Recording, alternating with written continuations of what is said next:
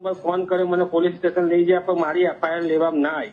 Police વાળાના જે એવા video મારી પાસે આવે છે, ગુંડા જેવું વર્તન કરતા હોય છે. કરું તો રાતે 11 વાગે મારી ઘરની બહાર મને આવીને રાતે મારું પાકીટ નો મોબાઈલ લૂંટીને જતા રહ્યા. હેલો, જય માતાજી બાપુ. જય માતાજી. હા, હું અમદાવાદ ઓઢવથી બોલું છું. હસમુખ મકવાણા. બોલો હસમુખભાઈ. અને બાપુ 3 વાર તો સંકોલે આવીને ગયો છું, તમને મળીને ગયો છું. બરાબર. અને એક સમય પ્રોબ્લેમ કઈ નહીં, પણ હું ગયો તો રવિવારે પાવાગઢ. અને પાવાગઢ થી કઠલાલ મીનાવાડા ગયા. મીનાવાડા થી રિટર્ન આવતા હતા ત્યાં ચીપડી થી પેલા એક પોસ્ટ બનાવી છે, પોસ્ટ જેવું બનાવ્યું છે. બરાબર. ત્યાં લક્ઝરી ની અંદર હું લક્ઝરી મેં કરી હતી. માણસ તો 55 જ હતું. બરાબર. પણ બાળકો બધા ઊંઘી ગયા હતા. બરાબર. કેબિનમાં ચારેક વ્યક્તિ મેં કેબિનમાં બેઠા હતા. તો જે બી મીનાવાડાથી જે બી લક્ઝરી નીકળે છે ને એ જગ્યાએ ઉભી રાખવામાં આવે છે, કારણ કે તમારા માણસ વધારે 2,000 માંગે. લક્ઝરી 500 રૂપિયા લીધા. લક્ઝરી ઉભી રાખવામાં આવે છે અને પૈસા લેવામાં આવે છે. હા, કાયદેસર જે બી જેટલી બી લક્ઝરી મીનાવાડાથી અમદાવાદ આવે બધી ગાડીઓ ઉભી રાખવામાં આવે છે. પણ એમ નહીં, મને એ સમજાતું નથી. લોકો કમ્પ્લેન કરે છે કે પોલીસ વાળા પૈસા પડાવે છે. તમારા લક્ઝરી ની અંદર 50, 40, 60 જણા જે બી હશે વોટ એવર, એમાંથી એકાદ કોઈ વિડીયો ના બનાવી શકે? વિડીયો તો બાપુ એમાં એવું છે કે આપણે કેબિનમાં બેઠેલા હતા માણસો, બરાબર. અને હું એકલો નતો બાપુ. 7 થી 8 લક્ઝરી બધી ઉભી હતી. બધા જે આમ માગે આપીને જવા જ છે.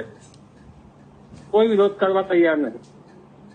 કરો યાર, લોકો જાગૃત બનો. લોકો તમારા પાસે કોઈ બી પોલીસ વાળો પૈસા પડાવવાની તૈયારી કરે છે, એનો વિડીયો કેવી રીતે કઈ પણ ભોગે બનાવો. વિડીયો વાયરલ થશે એ ભાઈ 1,00,000% ઘેર જશે. એ 100, 200 રૂપિયા, 1000 રૂપિયાની લાલચની અંદર એને નોકરી ગુમાવવી પડશે. અને હવે કદાચ એવો સમય આવી ગયો છે કે 2-5 લોકોની નોકરી આપણે ખાવી પડશે તો કદાચ બદલાવ આવશે. બાકી આ લોકોને ડર નહીં આવે. એ વાત તમારી બાપુ સાચી છે. ગુંડા જેવું વર્તન છે. ઘણી જગ્યાએ હું જોઉં છું પોલીસ વાળાના જે એવા વિડીયો મારી પાસે આવે છે, ગુંડા જેવું વર્તન કરતા હોય છે. આતંકવાદી હોય ને એ રીતનું વર્તન કરતા હોય છે. બાપુ હું મારી વાત કરું ને તો રાતે 11 વાગે મારી ઘરની બહાર મને આવીને રાતે મારું પાકીટ નો મોબાઈલ લૂંટીને જતા રહ્યા. બરાબર. આજથી 5 વર્ષ પહેલા મેં 100 નંબર ફોન કર્યો મને પોલીસ સ્ટેશન લઈ જાય પણ મારી એફઆઈઆર લેવામાં ના આવી. શરમજનક વાતો પોલીસ માટે આવી રહી છે. ગુજરાત પોલીસે આ બાબતની અંદર ખરેખર થોડા બદલાવ લાવવાની અને થોડા સ્ટ્રિક્ટ થવાની જરૂર છે. ઉપલા જે અધિકારીઓ છે એમને એવા નિયમો બનાવો કે લોકો ગુંડાઓથી નથી ડરતા. આજે ગુજરાતની અંદર, હું ગુજરાતને આખા ભારતની વાત કરું, લોકોને ગુંડાનો સહેજ પણ ડર નથી. રાત્રે 2 વાગે 3 વાગે બી જંગલની અંદર જવા તૈયાર છે ખુલ્લેઆમ. બીક લાગે છે પોલીસની ગાડી જોઈને. લોકો પોલીસની ગાડી જોઈને પોતાની જાતને સિક્યોર ફીલ કરવા જોઈએ, સેફ ફીલ કરવા જોઈએ. એની જગ્યાએ એમને ડર લાગે છે.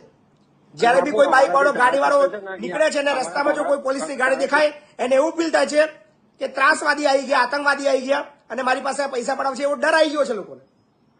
બાપુ હું તમને શું કહું છું, જે ધારાસભ્ય છે ને અમારા જગદીશ પંચાલ સાહેબ, પહેલા મંત્રી છે આપણે, બરાબર, એ એમની ઓફિસ થી ફાયર બ્રિગેડ ની વચ્ચે રોજનો એક મોબાઈલ ઝડપ મારી લઈને જતા રહેશે. રોજનો એક મોબાઈલ. કોઈની એફઆઈઆર લેવામાં નહીં આવે ઓઢવ પોલીસ સ્ટેશન ની અંદર. લોકોએ સમય થઈ ગયો છે જાગૃત થવાનો. લોકો જાગો અને લોકો વિડીયો બનાવો. કોઈ પણ ભોગે વિડીયો બનાવો, છુપા વિડીયો રાખો. 1,000-1,500 રૂપિયાની એક ગેજેટ્સ આવે છે, પેન આવે છે, રબર આવે છે, ચશ્મા આવે છે. કઈ પણ ભોગે છુપા વિડીયો બનાવો. સાલાઓના કૌભાંડો બહાર કાઢો. જેટલા બધા ચોર નથી, જેટલા ચોરો છે એ લોકોને કૌભાંડ બહાર કાઢો.